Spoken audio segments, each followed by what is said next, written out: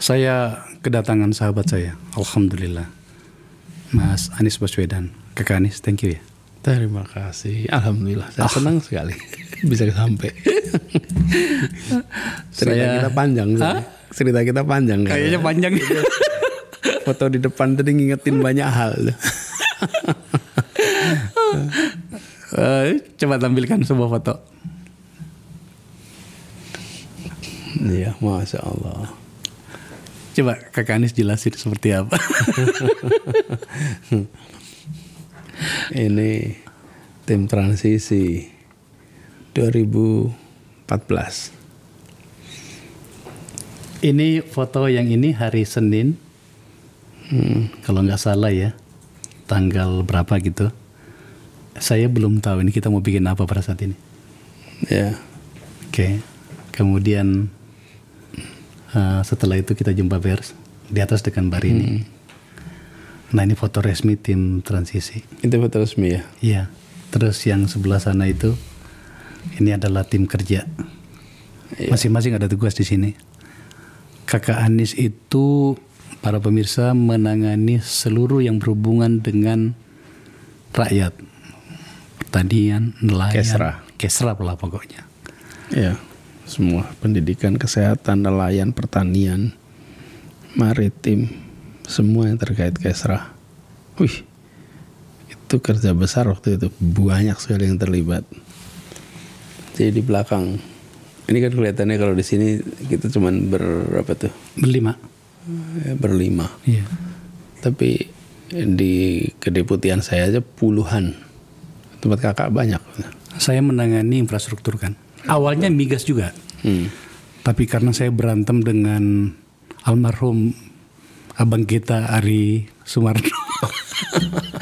Abang Ibu ini. Iya, soal tim yang akan bekerja situ dulu, ya udahlah saya bilang dah, akhirnya diambil gitu. Iya, iya ya, masya Allah, waktu berjalan cepat. Iya. Ini tim transisi pada saat kemenangan Pak Jokowi tahun 2014, di mana kemenangan itu sangat dramatik ya, karena kita bekerja dalam situasi yang semuanya serba minus, dan Kakak Anies sebelum menjadi menangani Kesra kan juru bicara tim ya. Saya pernah ditanya orang, Pak Anies itu apa sih tugasnya sebagai juru bicara? Saya gak buat menjadi sederhana, membuat seluruh apa yang dipikirkan Pak Jokowi itu menjadi indah. Kakak Anies, boleh dijawab, boleh tidak. Tapi bagian ini saya mau tanya soalnya. Dan di sini ada dalam daftar saya. Saya harus melakukan banyak hal untuk menjawab gugatan banyak orang tentang peran saya dan kita di masa itu. Dan saya jawab bahwa untuk periode pertama saya kekeh mengatakan bahwa apa yang kami bikin di sini, di tim transisi ini, di tim di mana kemudian kita menyiapkan rencana pemerintahan Pak Jokowi 1 tahun ke depan dan selanjutnya dengan sangat rigid, itu masih berusaha untuk dipenuhi. Tapi saya tidak lagi bisa mempertanggungjawabkan itu apakah dilakukan atau tidak pada periode kedua. Kakak Anies, pikirannya seperti apa? Ada harapan besar ya waktu itu tentang perubahan tata kelola pemerintahan yang lebih baik. Dan ingat, hasil yang muncul sangat teknokratik. Kalau tahu bahwa ini akan diangkat, saya akan bawa dokumennya itu. Saya masih simpan dokumennya. Saya nggak bawa di sini. Itu dokumennya itu tebal sekali dan itu dibagikan untuk setiap menteri. Ya. Sehingga semua menteri baru yang terpilih itu semua menerima masing-masing dokumen. Sehingga yang dipekerja teknokratik itu artinya apa sih? Teknokratik itu artinya mengurus tentang kebijakan, tentang apa yang harus dikerjakan. Jadi bukan politiknya, tapi kebijakannya. Nah, bahkan di periode awal itu ya, Kakak Akbar kalau masih ingat,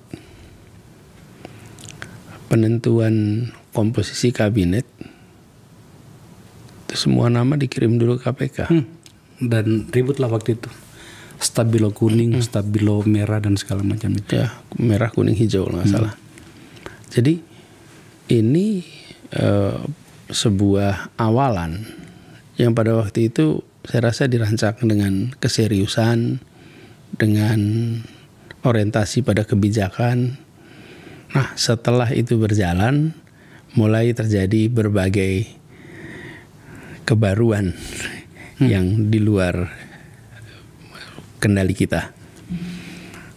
Tapi saya melihat di masa itu sebetulnya ada satu transisi yang cukup serius. Kalau tidak salah ini sekitar bulan Juli, lalu bekerja 2,5 bulan sampai Oktober, dan itu fokusnya memang pada kebijakan. Saya rasa pada waktu itu juga Pak Presiden Jokowi, presiden terpilih waktu itu, rutin berdiskusinya juga tentang kebijakan. Paling nggak dengan kita ya, itu orientasinya pada kebijakan. Jadi ini adalah satu periode transisi yang antara pemerintah satu dengan berikutnya itu bukan dibilang serasi, sejalan. Kan era sebelumnya era Pak SBY, era sesudahnya era Pak Jokowi. Saya ingat mengatur rencana pertemuan saja itu perlu waktu pada waktu itu, dan berkomunikasi dengan kementerian-kementerian untuk kementerian-kementerian pemerintah sebelumnya dengan tim transisi kan nggak gampang. Saya malah dapat serangan waktu itu. Saya ingat menemui Menteri Perhubungan, Pak siapa dari Demokrat itu, Pak Mangindaan. Terus kemudian diserang. Padahal sebenarnya kami pengen tahu aja. Saya bawa tim saya ke situ. Diterima dengan resmi. Tak ada yang merasa tertekan. Tapi kemudian ditekan, diserang kita. Dan ya, memang pada masa itu ya karena tadi pemerintah baru dan pemerintah lama, lalu juga kebiasaan transisi itu belum terbentuk. Belum terbiasa. Ya.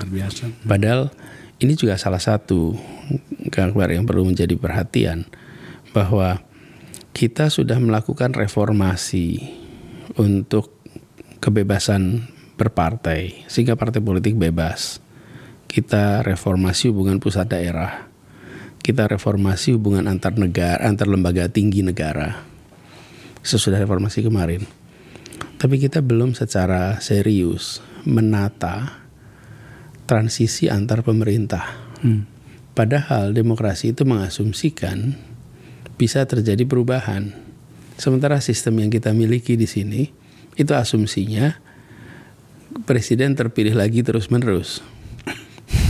Wali kota terpilih lagi terus-menerus. Bupati terpilih lagi terus-menerus. Sehingga sistem itu tidak didesain untuk bisa mudah mengakomodasi perubahan. Saya beri contoh. Ketika sekarang Pak Prabowo masuk ke dalam kantor kepresidenan, maka seluruh support sistemnya adalah yang sama yang menopang Pak Jokowi, yang sama juga yang menopang Pak SBY, yang sama juga yang menopang Ibu Mega. Tinggal eselonnya aja gonta-ganti. Nah, sebenarnya ini satu hal yang perlu jadi perhatian, karena bagaimanapun juga seorang wali kota masuk ke dalam kantor wali kota, dia akan bertemu dengan jajaran birokrasi yang sepenuhnya memfasilitasi kebijakan yang lama. Bayangkan dia akan sendirian untuk bisa mengubah birokrasi itu. Karenanya umumnya di dalam pola demokrasi begini ada yang disebut sebagai karir track, jalur karir. Itu siapapun pemimpin politiknya, yaitu jalur karir. Yang kedua adalah jalur political appointee. Orang-orang yang memang mendukung secara teknokratik tapi berdasarkan keputusan politik. Keputusan politik artinya begini. Ini orang-orang yang ada di sini. Itu adalah keputusan politik. Nah, lingkar yang mendampingi latar belakangnya adalah teknokrat. Tetapi dia berafiliasi politik. Okay. Nah, itu yang biasanya menjadi jalan tengah untuk bisa membuat transisi antar pemerintahan itu bisa berjalan dengan baik. Karena pasti pemerintahan baru itu membawa perubahan. Ketika membawa perubahan, kita hanya mengandalkan kepada posisi-posisi yang nampak di permukaan, seperti menteri, seperti dirjen. Itu nama-nama yang kelihatan di depan struktur. Sementara yang di dapurnya itu tidak ada support system yang dibawa secara resmi. Nah, itulah yang menurut hemat kami sesungguhnya perlu dipikirkan. Jadi birokrasi itu ada jalur karir, ada political appointee. Nah, itu untuk memudahkan. Jadi gini kira-kira.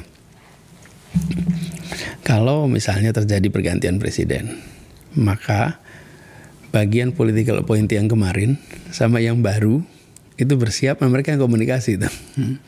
Karena sama-sama akan tukar posisi. Yang satu akan keluar, yang satu akan masuk. Dan di berbagai negara itu, negara demokrasi modern, itu terjadi. Bahkan ada kampus-kampus, ini unik nih, kampus-kampus yang isinya tempat parkir staf ahli beneran ya. Jadi profesor-profesor itu sebetulnya bukan profesor dalam kampus. Mereka itu pengajar di kampus ketika partainya lagi kalah. Ketika partainya menang, maka dia akan masuk di pemerintahan. Nanti yang partainya kalah gantian ngajar di kampus. Biasanya di sekolah public policy. Lalu sebaliknya ketika nanti partainya menang maka switch itu. Nah, inilah yang membahas tentang teknokrasi. Nah, ini di kita hari ini kita sama sekali belum memikirkan mengenai itu, termasuk juga tanggal. Itu yang saya maksud Kak Anies. Saya baru mau nanya, kenapa kita tidak menyepakati kebiasaan ini menjadi sebuah kebiasaan baru? Sebab ya mohon maaf saja kalau kita lihat hari ini ya, tampaknya itu tidak terjadi. Dan begini, Kak Iqbar, barangkali kita lihat, jangankan tentang orangnya ya, waktunya saja. Coba kita perhatikan, kapan pemilu, kapan siklus anggaran, dan kapan janji presiden bisa dibawa. Saya beri contoh, ketika presiden dilantik bulan Oktober, anggaran tahun bulan Januari 3 bulan itu sudah ditetapkan. Sudah diketok sebelumnya. Dan bulan Agustus ketika dia menyampaikan nota keuangan, itu adalah untuk periode yang presiden baru akan bertugas. Itu kan kesulitan kita dulu ya di sini ya. Nah, iya, dan itu salah satu contoh. Kan asumsinya apa sih? Asumsinya presidennya terpilih terus-menerus. Itu yang saya bilang tadi. Jadi kan asumsinya yang mengajukan di bulan Agustus itu terpilih lagi sehingga bulan Oktober dia dilantik. Kalau kita asumsinya presidennya bisa berubah, maka kita harus buat situasinya terbalik sebenarnya. Misalnya nih, kalau kemarin pemilunya bulan Februari, pelantikannya bulan bulan Mei, maka presiden terpilih itu ada waktu antara Februari sampai Mei. Kemudian, lalu dia sudah dilantik, punya waktu untuk menyampaikan nota keuangan sampai Agustus. Diumumkan Agustus. Jadi Agustus. Itu adalah contoh penjadwalan yang asumsinya orangnya berganti. Kalau penjadwalan yang kita miliki sekarang, asumsinya era Orde Baru. di mana presiden akan terus-menerus berjalan tanpa pergantian.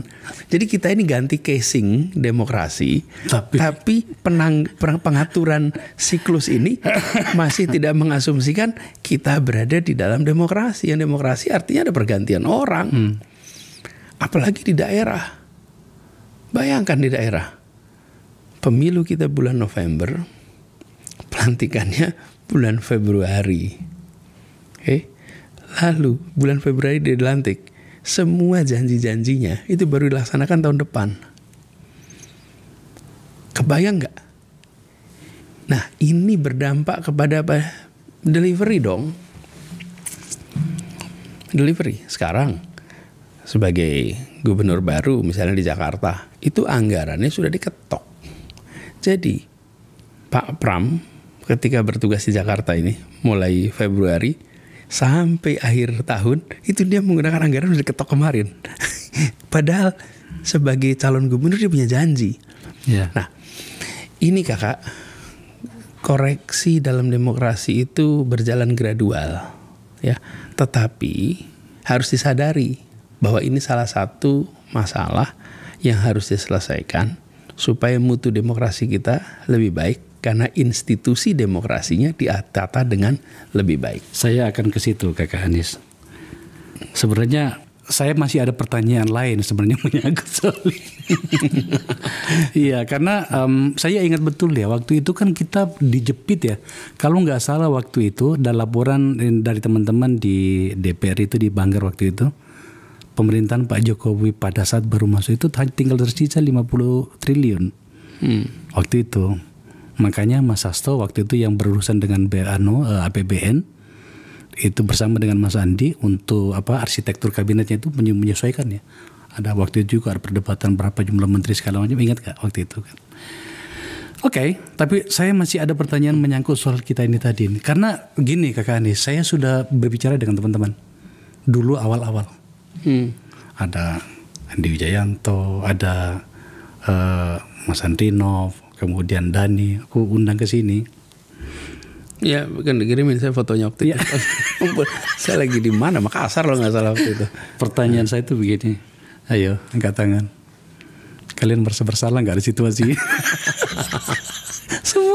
semuanya merasa bersalah. Kakak Anies merasakan hal yang sama nggak? Begini,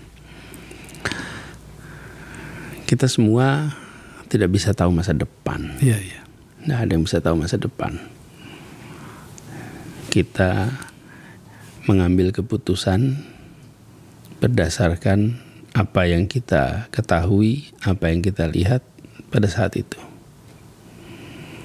Jadi saya melihat pada waktu itu memang kita melihat ada harapan untuk keseriusan perubahan. Kita perhatikan di tahun-tahun pertama itu kan dijalankan. Walaupun saya nggak sampai 2 tahun juga sih. Iya. Saya mendapatkan berkah tersendiri karena Allah Maha mengatur. Justru kalau dianalogikan dengan kendaraan, saya ini diturunkan dari kendaraan. jadi saya terbebas dari segala macam karena saya diturunkan dari kendaraan. Jadi saya tidak berada di kendaraan yang sama, turun. Dan sesuatu yang kita juga tidak tahu bagaimana prosesnya dan lain-lain, itu memang itu hak setiap atasan kita. Jadi saya mensyukuri tentang apa yang saya jalani sendiri, bahwa ini semua menjadi pelajaran, ini semua menjadi hikmah dan pelajaran juga bagi kita semua, saya rasa bangsa Indonesia. Kemarin kan Kakak Anies sempat mengeluarkan pernyataan di Jogja tuh, bagus tuh. Yang mana tuh? Jangan sampai menyesal. Oh.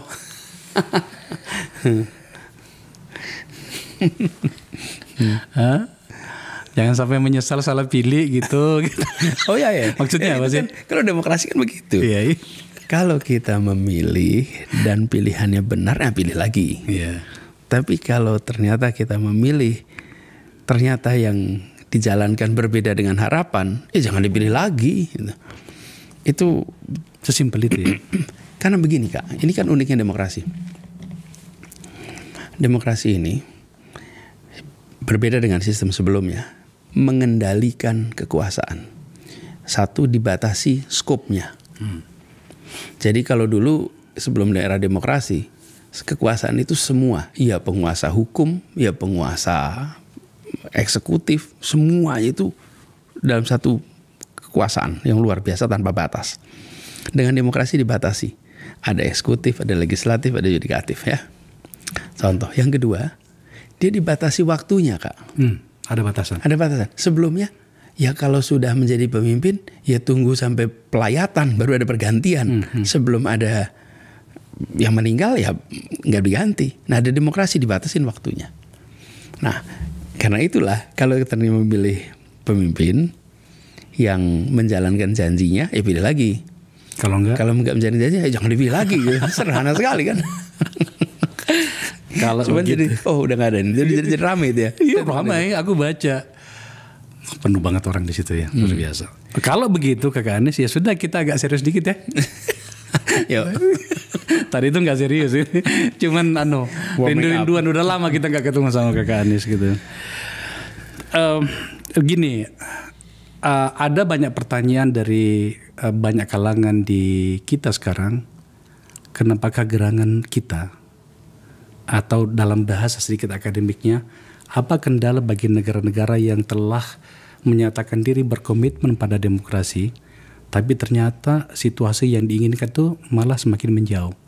Dalam beberapa catatan literatur yang sering kita baca, ada beberapa penyebabnya ya, korupsi dan penyalahgunaan kekuasaan, kemudian ketimpangan sosial dan ekonomi, lalu intervensi militer atau kelompok berkepentingan. Ini yang penting juga nih, ketidakdewasaan politik, lalu media dan disinformasi. Yang selanjutnya adalah ketidakstabilan hukum dan lemahnya institusi. Dan yang terakhir adalah tekanan global dan geopolitik. Itu pertanyaannya Kakak Anies. Kenapa gerangan ketika dibawa ke situasi kita, kenapa kemudian tampak demokrasi itu malah menjadi beban? Ya, sebenarnya kalau kita coba terjemahkan ya, demokrasi atau politik itu ada minimal 3 unsur.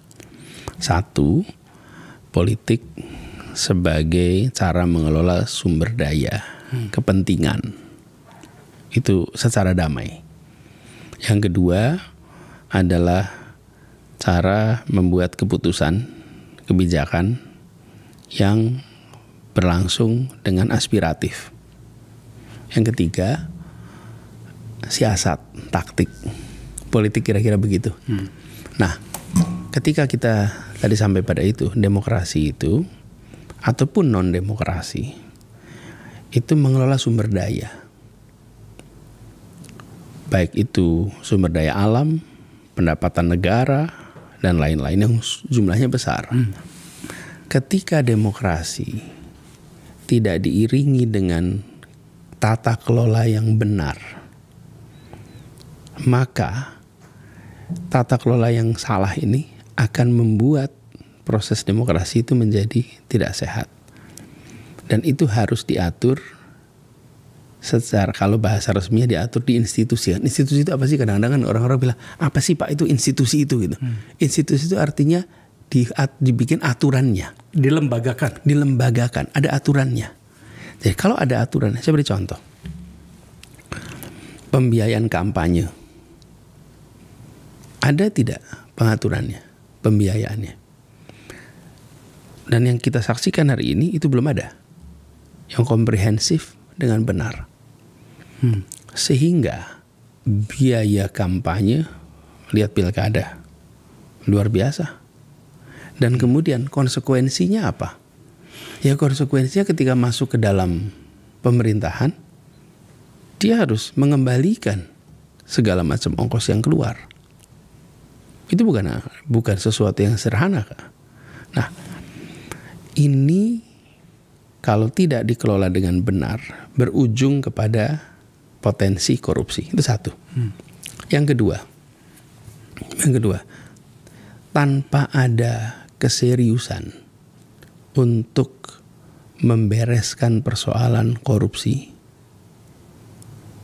dari tingkat tertinggi, maka sulit sekali untuk proses demokrasi ini bisa menghadirkan kebijakan yang betul-betul untuk kepentingan rakyat. Kenapa sih? Ilustrasi aja. Ketika pemerintah dengan DPR misalnya memutuskan untuk membiayai sebuah proyek, misalnya digitalisasi yang angkanya fantastis. Itu kalau tidak ada transparansi, tidak ada governance yang benar antara anggaran yang dialokasikan untuk proyek itu dan anggaran yang nanti diterima oleh pelaku-pelaku, itu bisa nggak masuk akal. Jadi itu kita sudah saksikan praktek-praktek itu kan. Jadi saya melihat penting ada komitmen, diwujudkan dengan apa? Diwujudkan dengan mengatur, melembagakan aturan main tentang pembiayaan, dari mulai pembiayaan kampanye, pembiayaan kepada partai, sampai dengan bagaimana transparansi di dalam eksekusi anggaran. Ini bagian yang nggak bisa dipisahkan dalam demokrasi kan. Karena kalau tidak ada itu, salah satu contoh yang pernah disebut sebagai negara yang terjebak di dalam middle income track karena persoalan policy, itu dulu Filipina. Filipina itu banyak dianalisa. Kesimpulan, sebagai salah satu kesimpulannya adalah bahwa keputusan tentang kebijakan lebih mencerminkan kepentingan-kepentingan pembuat keputusan, kepentingan-kepentingan politik dari stakeholder lingkar pengambil keputusan daripada kepentingan rakyat. Dan itu pada waktu itu salah satu contohnya ditunjukkan pada kasus Filipina. Acemoglu menulis soal ini, One Nation's Failed. Saya ikutin logika itu, Kakak Anies. Hari ini kan yang sungguh merobek rasa keadilan kita itu adalah pada skala kasus semakin membesar. Itu bisa di mana saja, dari pusat sampai daerah, katakanlah seperti itu. Maka kemudian ternyata apa yang saya sampaikan tadi itu mendapatkan pembenaran bahwa institusi negara kita lemah pada berbagai sektor. Ya, Kakak Anies kan bahkan sudah mengalami situasi itu bahkan ketika bertarung kemarin di Pilpres. Saya ingin sebuah catatan yang sedikit agak detail, Kakak Anies. Mengapa kemudian kita tampak tak cukup serius atau tak cukup menyediakan diri untuk bagaimana menguatkan kelembagaan-kelembagaan yang ada bernama institusi negara itu tadi. Macam-macam. Hari-hari ini kan kita dapatkan tuh ranking korupsi. Menurut saya itu terlalu menghina logika kita yang punya pikiran bahwa negara ini bisa kita kelola dengan benar. Tapi tampaknya berbanding terbalik. Apa catatan Anda menyangkut itu? Kalau kita bicara tentang praktek korupsi ini luar biasa, masif. Dan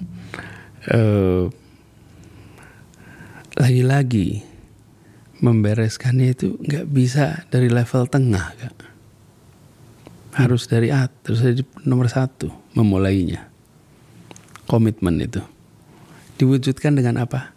Bukan dengan statement, tapi diwujudkan dengan kebijakan. Apa kebijakannya? Jadi misalnya mulai dengan 1 pengadilan dan aparat penegak hukum.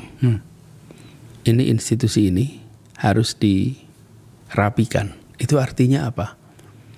Apa masalah yang ada di situ? Diberi solusi. Jadi reform itu bukan semata-mata menangkapi yang bermasalah sekarang, bukan. Reform itu adalah mengkoreksi apa yang sedang jadi masalah. Saya beri contoh. Kalau korupsi itu ada 3 sebabnya, Kak. Sederhananya nih, saya pernah ungkapkan berkali. 1, korupsi karena kebutuhan. 2, korupsi karena keserakahan. 3, korupsi karena sistem. Nah, korupsi karena kebutuhan. Jadi kalau tadi bicara tentang institusi pengadilan, institusi aparat penegak hukum, sederhana saja. Gajinya cukup nggak 30 hari hidup? Kalau gajinya hanya cukup untuk 20 hari hidup, ya bagaimana kita bisa berharap? Ini adalah contoh kebutuhan, nggak? Nah, ini yang saya sebut sebagai solusi. Yang kedua, serakah. Nah, kalau serakah ini, Kak, ini isunya bukan kebutuhan. Nggak ada obatnya. Ini obatnya apa? Ada obatnya. Obatnya rasa takut. Rasa takut. Rasa takut itulah penghenti kepada keserakahan. Dalam hal ini hukum yang betul-betul bertanggung jawab. Ya, karena itulah kenapa memiskinkan itu penting. Oke. Memiskinkan. Nah, jadi Kak, kalau ada komitmen itu, Kak, lalu yang ketiga sistem ya. Nah, kalau itu ada 1, kemudian yang kedua, kita bicara tentang ini tadi anggaran dan lain-lain. Kita begitu besar perhatian pada korupsi di aspek pengeluaran. Yang tidak kalah penting sebenarnya adalah hilangnya pendapatan. Karena pendapatan ini seringkali nggak kelihatan. Kalau yang pengeluaran jelas ada anggarannya. Misalnya anggarannya 100 juta. Yeah. Yang tereksekusi 80-20 hilang. Tapi kalau yang pendapatan, nah ini reform yang dibutuhkan di situ agak serius. Lalu tata kelola. Dan kita ini tidak sendirian, Kak, kalau begini nih. Sudah banyak yang mengerjakan, banyak civil society yang memiliki contoh-contoh praktek terbaik. Dan negara libatkan civil society dalam melakukan reformasi birokrasi. Reformasi ini terkait dengan pemberantasan korupsi. Karena adanya civil society di dalam partnership untuk reformasi itu akan membantu menjaga agar reformasi itu on the right track. Seharusnya seperti itu. Ya. Maka itu ini tidak bisa dikerjakan di tengah. Ini harus dikerjakan dari puncak. Kenapa? Karena multiple sektor. Multiple sektor. Nggak mungkin dikerjakan hanya dari 1 sektor, 2 sektor saja. Ketika menyangkut kepada aspek law and order, ini nggak bisa sektoral saja. Dan yang membuat begitu banyak orang khawatir untuk invest ke Indonesia kan isunya ini, Kak Faisal. Kalau ini lemah, ya sampai kapanpun orang nggak akan mau percaya pada kita. Pada kepercayaan itu. Ada kepercayaan itu. Dan paling sederhananya begini, selama kontrak-kontrak kerjasama ekonomi yang nilainya besar tidak mau ditandatangani di Jakarta atau di Indonesia, tapi maunya ditandatangani di Singapura, itu artinya pelaku-pelaku itu tidak percaya dengan sistem hukum kita. Dan mereka tidak yakin nanti kalau ada sengketa, mereka akan bisa mendapatkan kepastian hukum, mendapatkan keadilan, mendapatkan kebenaran. Karena itu mereka nggak mau dikerjakan di sini. Nah, ini itu hanya sekedar satu contoh masalah. Tapi menurut hemat kami, mulainya harus dari puncak dengan langkah konkret. Statement baik, tapi statement harus diikuti dengan kebijakan-kebijakan. Saya ingin menyelam lebih jauh soal itu ke Kadis. Pemerintahan hadir, tapi dia kan adalah hasil. Ada orang di situ. Saya selalu ingin disiplin dengan apa yang saya pahami tentang bagaimana mekanisme kekuasaan itu mendapatkan hasil. Dalam hal ini saya bicara tentang parpol. Harus kita mulai dari situ, Kak Anies. Rotasinya kan dari situ. Konstitusi kita telah memberikan kewenangan kepada parpol bahwa kebijakan politiknya kalian yang kelola. Kalian bertarung di situ. Ada hasilnya, maka kalian menjadi pemerintah. Sebenarnya kita sudah lakukan, tetapi dalam prosesnya tampaknya tidak seperti itu. Yang saya maksud adalah ada banyak parpol yang tidak menyediakan diri untuk menjadi parpol yang sebenarnya. Apa yang saya maksud? Semuanya ingin menjadi pemenang pemilu. Apalagi kalau kemudian pemenangnya menawari iming-iming untuk berbagi dengan masuk dalam kekuasaan. Maka kemudian keseimbangan itu tak tercipta. Gitu. Maka kemudian saya mau bicara tentang oposisi. Kita harus bicara itu, Kakak Anies. Sebab pemerintahan ini hanya akan berkarakter apabila ada yang berani mengatakan, oh tidak. Tidak boleh seperti itu, harusnya seperti ini. Tidakkah seperti itu yang kita ajarkan kita pelajari sejak dari bangku-bangku sekolah dasar? Itu betul sekali, Kakak Akbar. Dengan asumsi ini semua fair play, Kak. Itu Kakak benar, tapi itu fair play. Apa asumsi? Apa fair play itu gini artinya, bahwa ya kalau Anda ambil posisi oposisi, maka Anda juga bisa hidup. Anda juga bisa berkarya, Anda juga bisa bekerja. Tapi yang persoalan itu ketika situasinya tidak fair play. Dan itu yang sering membuat sebagian gak mau berada di oposisi. Pak Prabowo pernah menyampaikan bahwa ketika beliau tidak di pemerintahan, beliau mengalami kesulitan di dalam kegiatan usaha.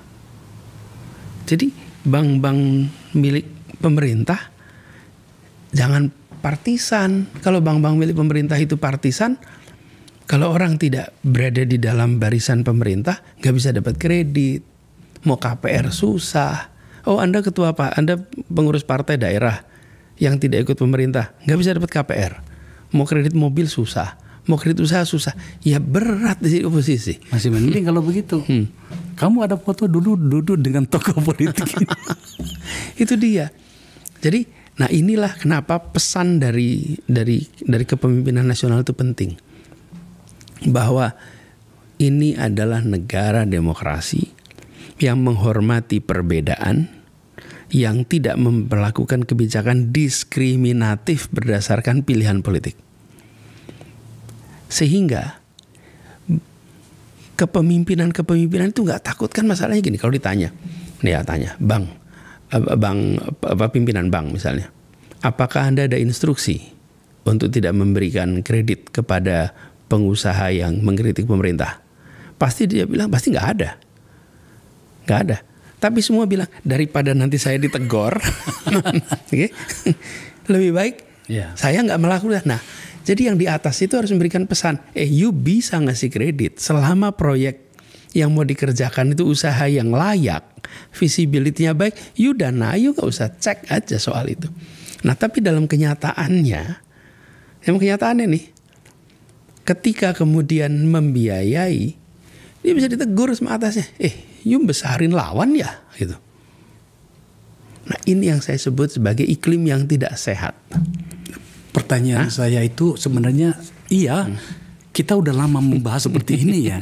Maksud saya itu Kakak Anies, kenapa kita tidak melangkah lebih jauh dari fase itu? Maka itu kita semua berharap bahwa ketika seorang pemimpin terpilih, dia bersenyawa dengan nilai-nilai demokrasi. Kalau dia bersenyawa dengan nilai demokrasi, maka pikirannya, tutur katanya, perbuatannya mencerminkan nilai yang dia bersenyawa. Bersenyawa itu kan artinya jadi satu.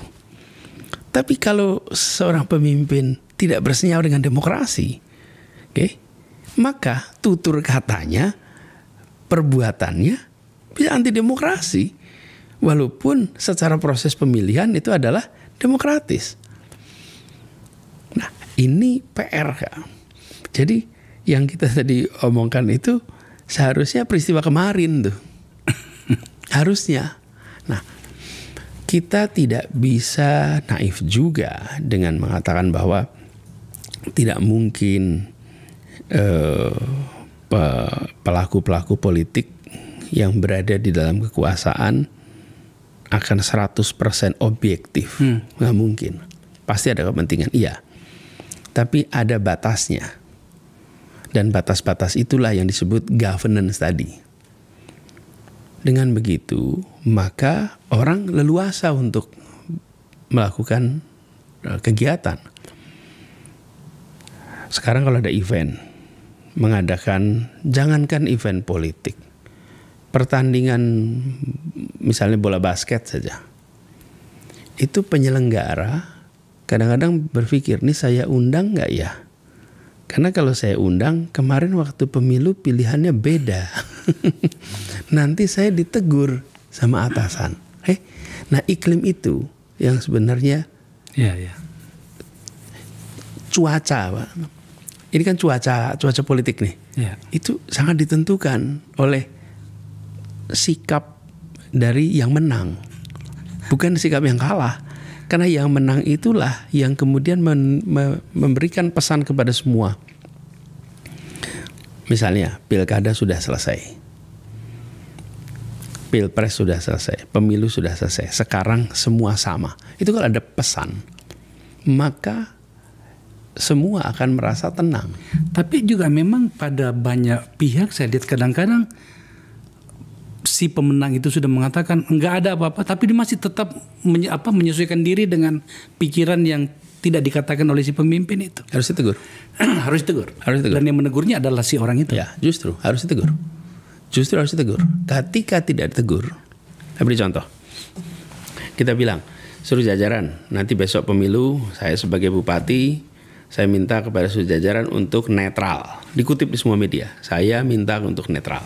Saya bupati nih. Kemudian jajaran saya ada satu yang bertindak tidak netral, membela kepentingan saya. Terus saya diamkan. Oke, yang lain akan menengok, oh ternyata boleh ya. Ternyata itu yang Bapak harapkan ya. Bapak sih memang di depan media harus bilang netral. Tapi begitu ada anak buah saya, masang baliho saya banyak sekali untuk acara peresmian sehingga kelihatan nama. Kemudian saya diamkan.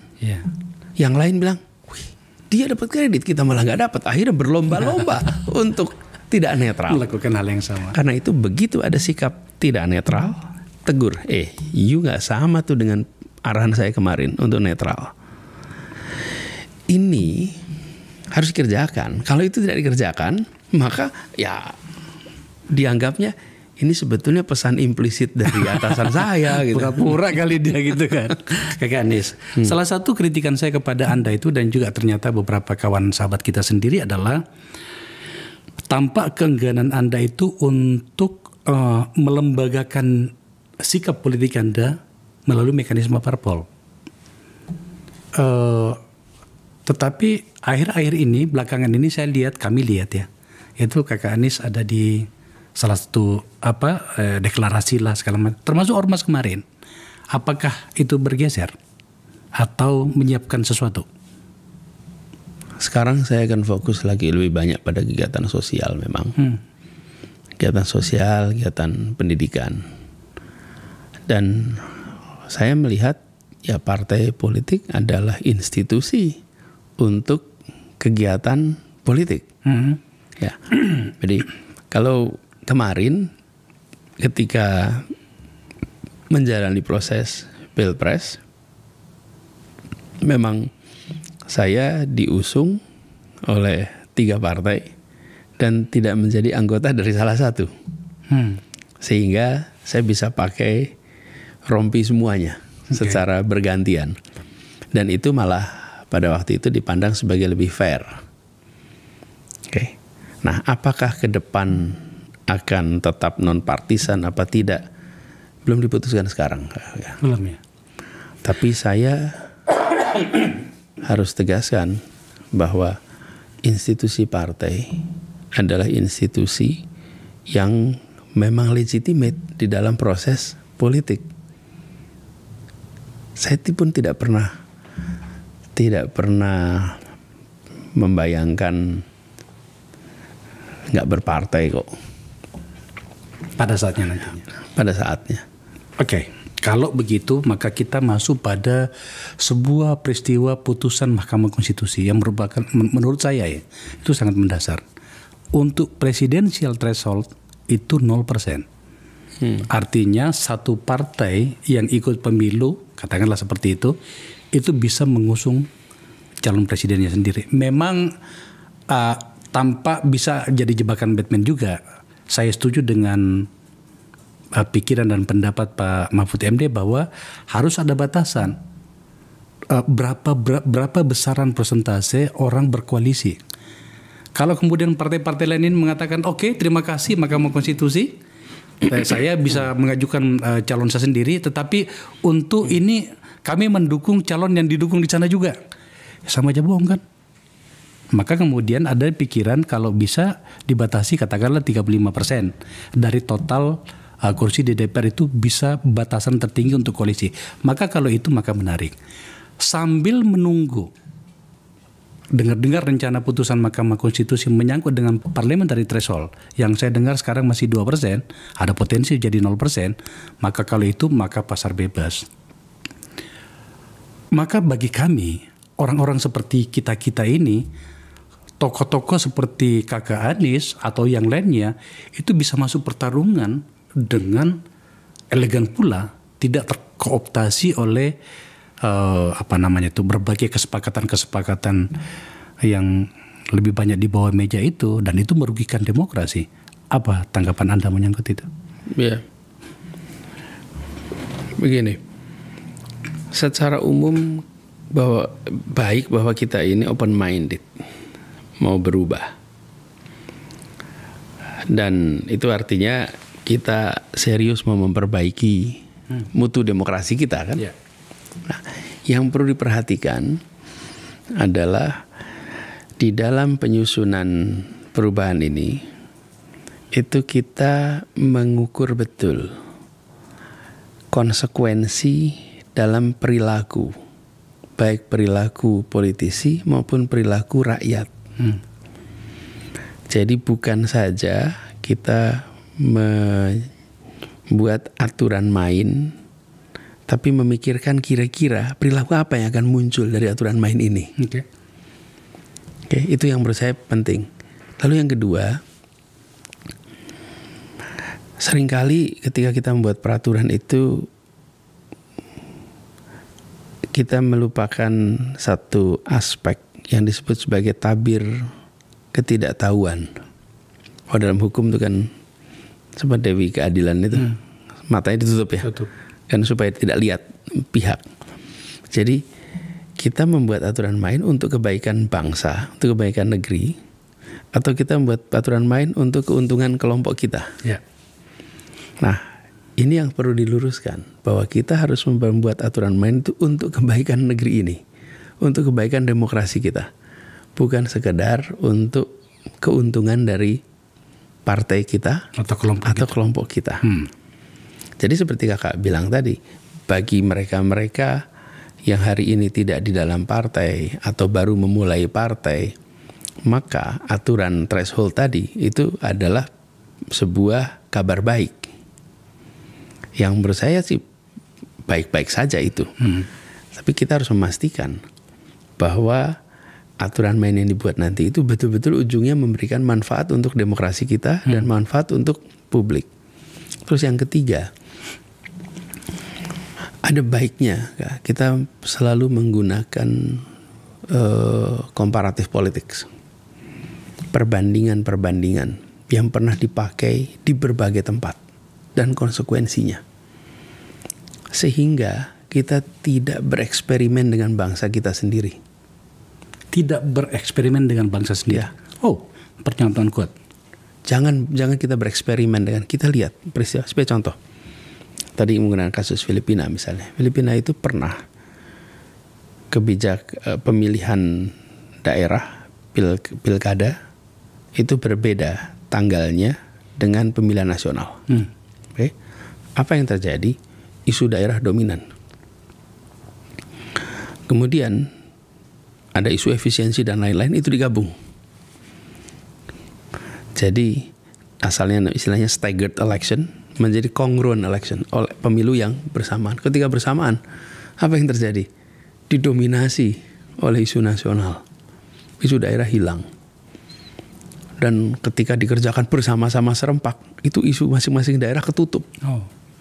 Karena sumber daya dari partai A, B, C itu bisa dikerjakan secara nasional untuk semua partai. Nah, kita bisa mendapatkan berbagai contoh tentang sistem pemilu ini. Dan pemilu itu ilmunya ada sekarang. Tentang electoral system. Termasuk tentang threshold dan lain-lain. Jadi maksud saya, kita gunakan pelajaran berbagai macam negara secara objektif dan melihat mana yang kira-kira dari sisi kepentingan bangsa kita itu paling sesuai, dan bukan adopsi tapi adaptasi. Kalau adopsi itu kan kita tiru, kalau adaptasi itu artinya kita membuat untuk Indonesia, terinspirasi dari apa yang terjadi di tempat lain. Nah, jadi saya ingin sampaikan itu kabar baik bahwa ada keseriusan mau perubahan. Sambil dipastikan bahwa perubahannya benar-benar nantinya berdampak positif bagi proses demokrasi kita. Kan kita sudah tahu itu. Jangan sampai pandangan kenegarawanan kalah dengan pandangan partisan. Contohnya kemarin aja sebetulnya. Ketika kita menjalani proses pilkada serempak seluruh Indonesia dengan semua PJ, ketika pilpres dengan semua PJ yang di dalam banyak kasus itu seperti ada wasit yang dikendalikan. Kenapa? Ya karena pandangan kenegarawanan kalah dengan pandangan partisan. Nah, di dalam urusan ini saya melihat penting sekali, karena ini mau merubah aturan main. Dan setiap perubahan aturan main itu punya konsekuensi yang sangat besar bagi perjalanan politik kita. Ya, inilah hari ini kita. Karena hal-hal yang seperti Kakak Anies sampaikan tadi. Baik Kakak Anies, kita menuju ke bagian-bagian akhir diskusi kita. Saya akan disalahkan penonton saya kalau sedikit saya tidak bertanya tentang situasi Kakak Anies hari ini. Ini Mas Hasto sebenarnya ini datang ke tempat saya. Ya udah kebayang nih ini. Karena itu munculnya di meja ini gitu. Saya harus bertanya Kakak Anies karena mereka akan marah nantinya. Loh kenapa Pak Anies datang ke tempatnya Bapak, kenapa tidak tanya? Mati aku kan. Udah nonton kan itu ya? Udah. Itu. Apa yang Kakak Anies rasakan bahwa kata Mas Hasto, Kakak Anies dikriminalisasi, dan yang lebih krusial lagi pelakunya adalah presiden pada saat itu. Saya pengen tahu pikiran Kakak Anies tentang itu. Iya. Saya ketika menjalani tugas di Jakarta itu mengalami banyak sekali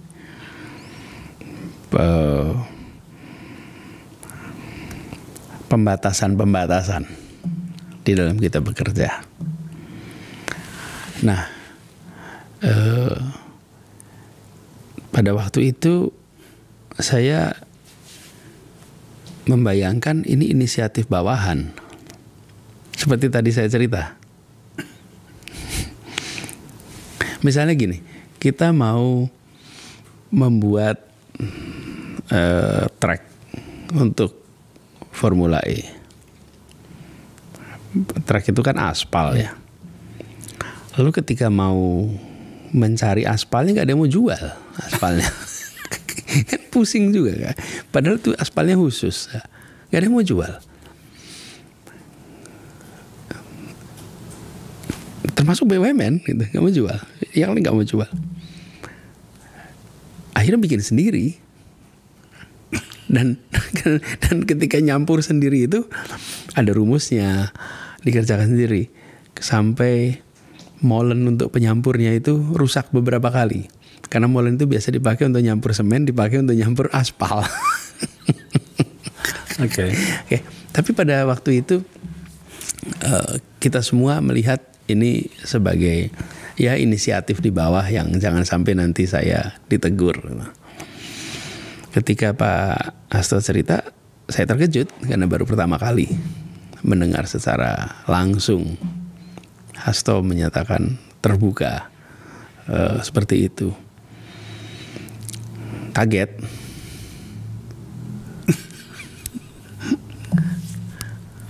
Saya juga kaget. Kaget, weh, karena tidak pernah terbayangkan aja sebelumnya. Oke. Saya rasa jawaban yang saya bisa pahami ya. Sama sih. Masalahnya adalah Kakak Anies, risiko itu ternyata mengalir jauh. Termasuk kepada orang-orang Anda. Saya bicara dengan kawan kita, Tom Lembong. Dan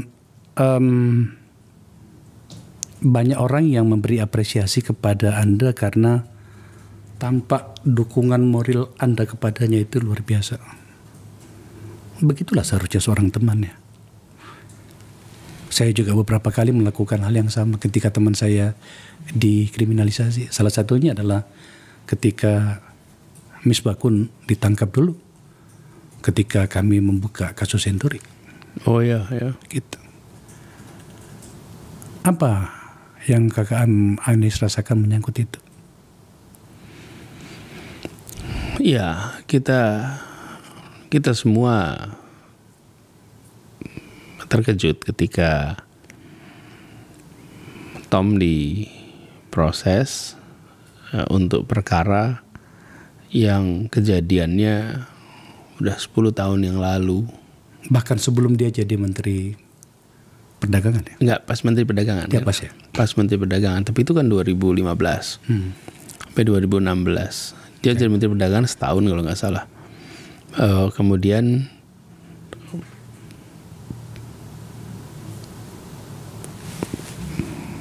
ada laporan masyarakat mengenai masalah itu. Dan laporan BPK ada dan lain-lain itu. Yang kita melihat ada apa ya itu. Kok kemudian Tom mendadak diproses dan antara lalu jadi tersangka. Itu bulan Oktober, kalau tidak salah tanggal 29. Dan baru sidang kemarin, Maret. Kalau memang Lengkap. Kakak Akbar nih bergerak di bidang hukum enggak? Kalau udah semua lengkap, Kenapa harus selama itu? selama itu. Jadi biarlah nanti proses pengadilan. Kan itu saya berharap sekali dan saya terima kasih Kakak kemarin saya hadir di dalam sidang perdana. Saya hormat kepada dewan atau hakim ya, majelis hakim ya. Karena mereka memberikan kesempatan untuk dibacakan dakwaan dan kemudian eksepsi di hari yang sama. Sehingga masyarakat itu di ujung akhir persidangan dapat dua-duanya. Menurut saya itu satu awalan yang baik atas fairness di situ. Kan kalau tidak ada eksepsi kemarin, maka berhari-hari ya kita membahasnya dakwaannya. Tapi nggak ada eksepsinya. Jadi kita hormati proses. Saya menemui Tom di tahanan juga. Saya ngobrol, saya bawa buku, saya diskusi. Dan Tom ini luar biasa. Kakak Akbar.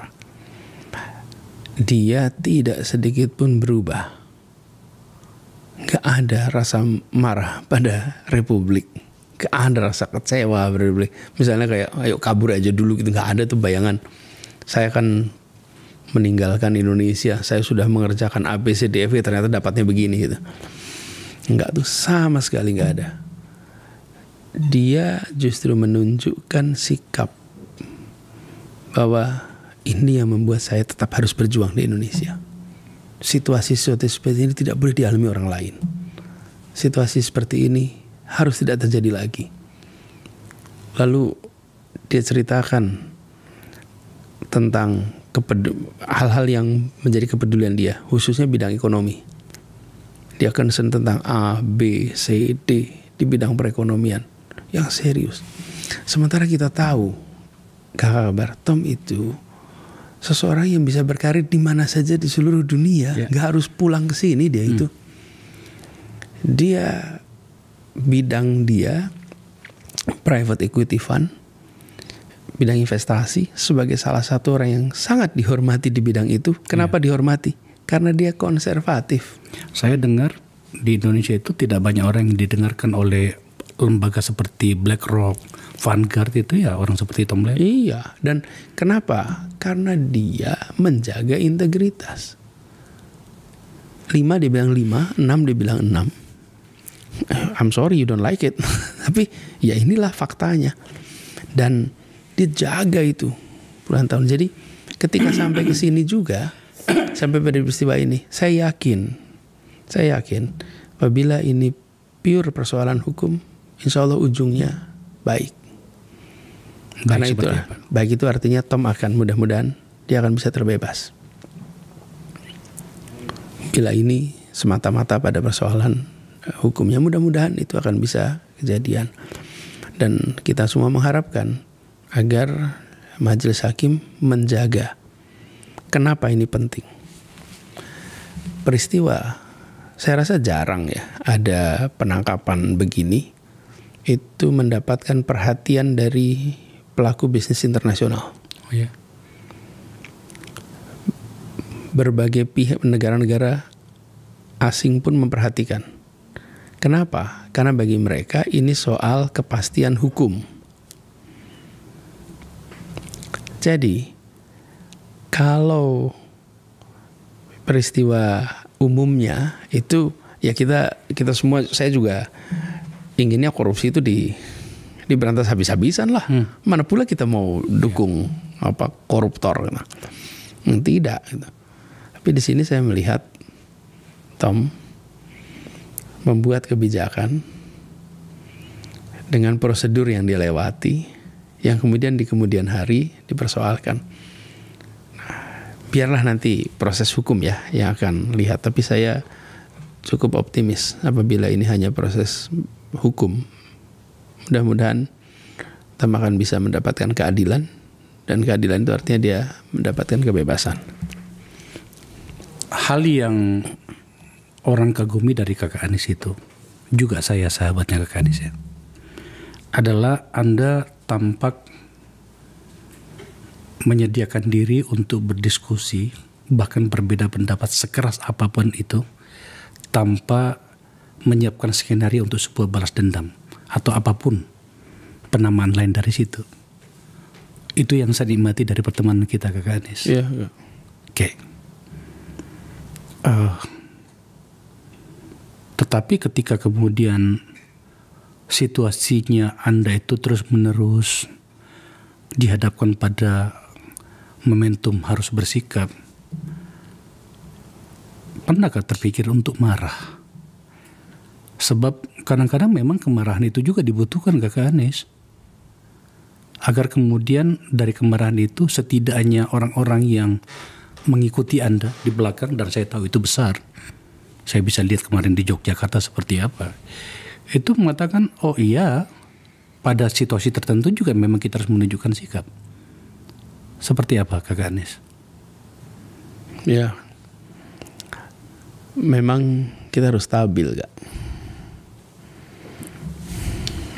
Dan menurut saya stabilitas itu yang dibutuhkan ketika kita berada di dalam sebuah kancah perpolitikan kenegaraan.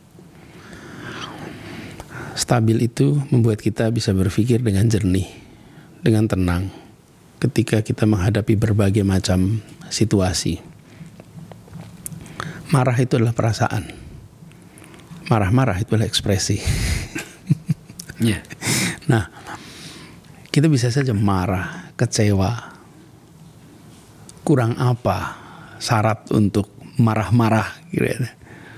Tapi saya memilih untuk bisa mengikhtiarkan selalu stabil. Kenapa itu penting? Tadi kakak bilang, yang berjuang bersama ini banyak sekali, Kak. Kita perlu mengirimkan pesan yang benar kepada semua, pesan yang baik. Dan yang tidak kalah penting, Kak, bahwa setiap kita menghadapi situasi-situasi sulit, harus ambil keputusan, maka ketegasan dilakukan, tapi tidak perlu, menurut hemat kami, diiringi dengan keberingasan, diiringi dengan sikap yang membuat orang takut, tapi tegas.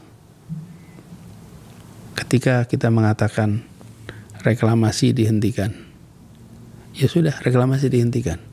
Ketika harus tutup Alexis, ditutup.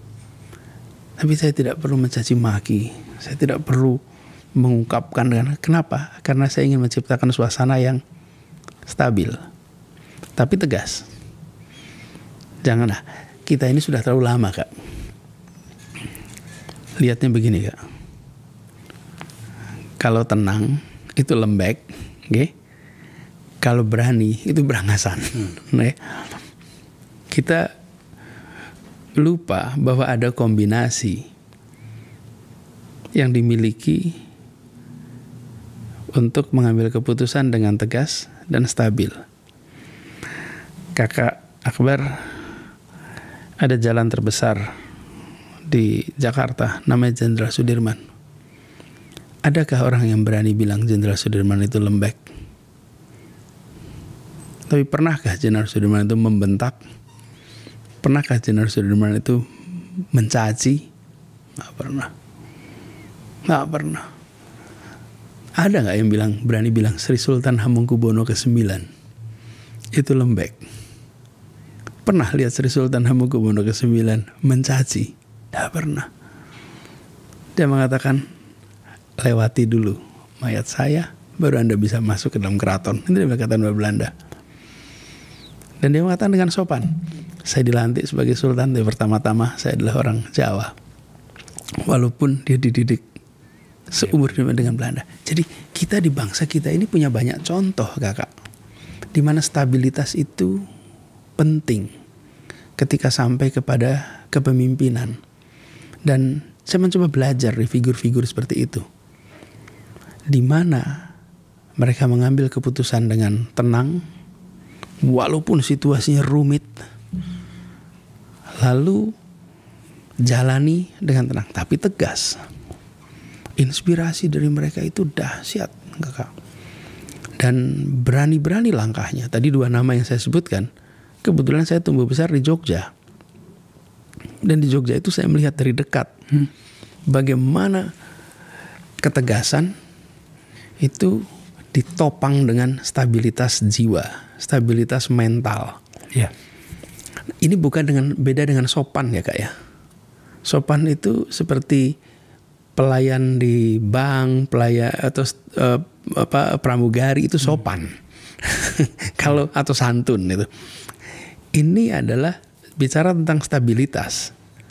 Dan itu kaitannya dengan bagaimana kita berpikir, bagaimana kita mengelola rasa. Jadi kalau ditanya apakah pernah marah, ya tentulah manusia marah, adalah. Ya kan? Marah. Ya, tapi itu tadi, jangan marah-marah. Terakhir, Kakak Anies, waktu itu kadang-kadang berjalan begitu cepat. Iya, Apalagi lihat gambar tadi, Masya Allah. Kakak Akbar pasang itu, kenapa di awal sebenarnya gitu, langsung habis lihat gambar itu, Masya Allah. Itu wajah kita seperti wajah, itu tampak lebih muda lebih tua, Kak? Iya, ini 10 tahun lalu loh. Ya. Mudah-mudahan kita nggak banyak berubah, Kak. Iya. Meskipun ada yang berubah juga ya kayaknya. Pakai kacamata. Kakak Anies, waktu berjalan cepat sebagai manusia politik, dan Anda telah pernah mencemplungkan diri dalam sebuah pertarungan yang maha dahsyat. 2029, apakah kami akan menemui kembali Kakak Anies di fase itu? Allah yang tahu. Wallahu alam bisawab. Iya, karena saya menyiapkan banyak catatan sebenarnya bagaimana pangsa pasar pemilih Islam yang begitu mengerucut ya pada diri Kakak Anies. Saya sudah dapat jawabannya tadi. Siapa yang tahu? Ya, nggak ada yang tahu. Yang bisa dilakukan sekarang adalah pemilih sekarang ini untuk menyiapkan diri. Ya, dan ini Kak, menurut saya kita harus mendorong sekali untuk pemilih kita memiliki kemampuan berpikir kritis. Critical thinking ini penting dalam demokrasi. Dengan begitu, dia bisa mengambil keputusan yang rasional. Rasional itu artinya memilih berdasarkan perbandingan. Rasio artinya perbandingan. Sehingga kalau kita memperbandingkan satu dengan lain, maka keputusan kita jadi rasional. Nah, seringkali kita mengambil keputusan tanpa melakukan perbandingan. Itu dia. Jadi cuma lihat satu, saya suka ini saja. Ya pertanyaannya, Anda bandingin nggak dengan yang satunya? Nah, nanti ketika sampai kepada rasional, apa yang menjadi dasarnya? Ya tiap orang boleh beda-beda. Iya. Kita kan tidak bisa melarang ada orang menyukai Kakak Akbar karena kacamatanya. Gimana? Ya. Saya suka dengan seragamnya Kakak Akbar karena itu saya suka Kakak Akbar. Kita mesti salahkan juga. Ya. Nah, tapi bahwa itu menjadi perbandingan penting. Lalu yang kedua, Kak, dengan critical thinking itu, maka apa yang disampaikan, baik itu pesan gestur maupun pesan substansi, itu dinilai dengan pertanyaan kepada dirinya, seberapa cocok dengan saya. Jadi saya sering bilang begini, kita tidak mungkin menemukan calon yang kita 100% setuju. Ada calon A, calon B, calon C. Nah, kita menginginkan pemilih untuk mengecek seberapa banyak saya samanya dengan calon A, calon B, calon C. Ya. Dalam urusan apa? Kesehatan, pendidikan, seberapa banyak. Itulah kan fungsinya kita memilih. Nah, saya waktu kemarin selama kampanye memilih untuk melakukan diskusi desak Anies itu. Di berbagai kota. Lupa jumlahnya berapa, 24 atau 25 kota. Dan orang boleh bertanya apa saja tanpa ada skrip, tanpa ada batasan. Tujuannya saya ingin menghormati pemilih, bahwa Anda bertanya, saya menjawab, belum tentu Anda setuju 100% dengan jawaban saya. Ya. Tapi minimal Anda tahu, oh ini pandangan Anies. Saya setuju 50%, saya setuju 70%, gak apa-apa. Tapi dia tahu. Nah, itulah sebabnya mengapa saya melihat di sisi pemilih perlu kemampuan kritis. Nah, di sisi calon, saya berharap besok calon mau terbuka berdiskusi apa saja. Karena kalau kita tidak membuka diri, maka bagaimana pemilih bisa tahu? Ya. Dan itu artinya penyelenggara pemilu harus memaksa setiap kontestan untuk mau mengikuti pola-pola dialog seperti ini. Saya harus menyampaikan sesuatu kepada Kakak Anies ya. kita ini nggak terlalu tua amat juga, tetapi nggak muda juga, bahwa kita sudah sering melihat bagaimana kampanye berlangsung, katakanlah untuk kontestasi kepemimpinan nasional. Kakak Anies itu menawarkan atau menunjukkan sesuatu yang baru pada debat kemarin. Seharusnya seperti itu debat itu. Menunjukkan bahwa ini sikap saya, itu sikapmu, tak debat sikapmu, ini sikapku, ini argumentasinya. Saya mewakili banyak pemilih, terima kasih loh Kakak Anies. Menurut saya debat di Pilpres yang kemarin ini itu luar biasa dan harus kita teruskan nantinya. Sekaligus juga untuk melihat seberapa terukur orang ini untuk memimpin sebuah harapan. Seberapa tangguh orang ini untuk menerima sebuah tanggung jawab besar. Dan itu dimulai dari apa yang dikatakannya. Sudah lama saya ingin mengatakan ini kepada Kakak Anies loh. Terima kasih. Dan itu debat yang terbaik pada sejak pemilu yang kita ikutin, itu debat terbaik. Juga dengan Mas Ganjar, juga dengan Pak Prabowo, harus seperti itu. Ya. Saya tidak terlalu yakin KPU menyiapkan diri untuk melihat situasi itu kemarin. Tapi apapun namanya, itu luar biasa Kakak Anies. Hadza min fadli, itu karunia Allah. Itu karunia Allah. Kakak Anies, terima kasih ya. Kakak Akbar, saya ingin sampaikan terima kasih. Iya. Senang sekali bisa ngobrol ini, walaupun temanya berat. Puasa lagi kan? Puasa, kok berat? Tapi saya menikmati dan saya ingin terima kasih. Kenapa Kak Akbar telah menjadi salah satu pionir yang mengangkat tema-tema yang berat, tapi diberikan ruang untuk dibahas tuntas. Saya perhatikan Afu ini, itu bukan sebagai hiburan, ya, hiburan yang kosong. Bukan, ini adalah sebuah mencerdaskan kehidupan bangsa. Kakak memilih ini tuh rute yang terjal gak Kak?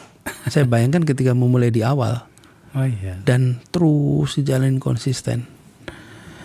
Kakak rasanya dengan bidang ini, dengan angkat begitu banyak orang dan dengan jaringan yang luas itu, Kak bisa panggil siapa saja di sini Kak.